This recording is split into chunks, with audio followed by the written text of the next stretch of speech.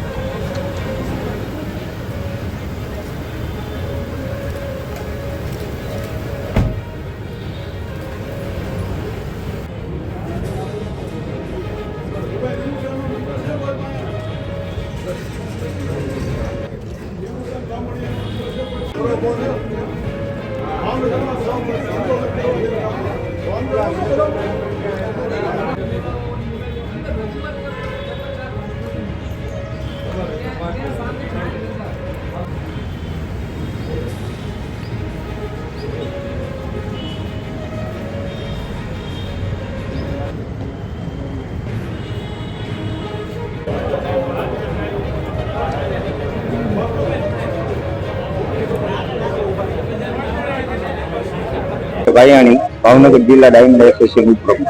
શું વિગત છે ને ક્યાં અમે આવ્યા છીએ અત્યારે આઈજી સાહેબની ઓફિસે। અમારા બે પ્રતિષ્ઠિત સારા વેપારીઓને વગર કારણે અને ખોટા ગુનામાં સંડોવતા હોય એ પ્રમાણે સીધા વગર કોઈ વોરંટ વગર સીધા આવીને એરેસ્ટ કર્યા છે ને એ બાબતે આપની શું માંગણી છે?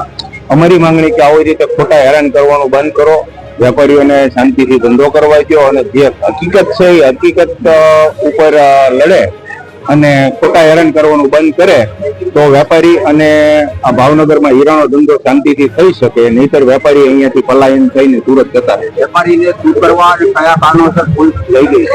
વેપારીને કારણ રિયલ ગણો તો વેપારી કોઈ ગુનામાં નથી। વેપારીએ ફક્ત એને પ્રમાણે માલ લીધેલો, જે હીરા બજારના નિયમ પ્રમાણે પૈસા આપીને અને દલાલ મારફત માલ લીધેલો, પણ કોઈ વ્યક્તિ ઉઠી ગયેલો અને તેનો માલ રિકવર કરવા માટે આ વેપારીઓને ખોટી રીતે હેરાન કરી અને માલ કઢાવવા માંગે છે।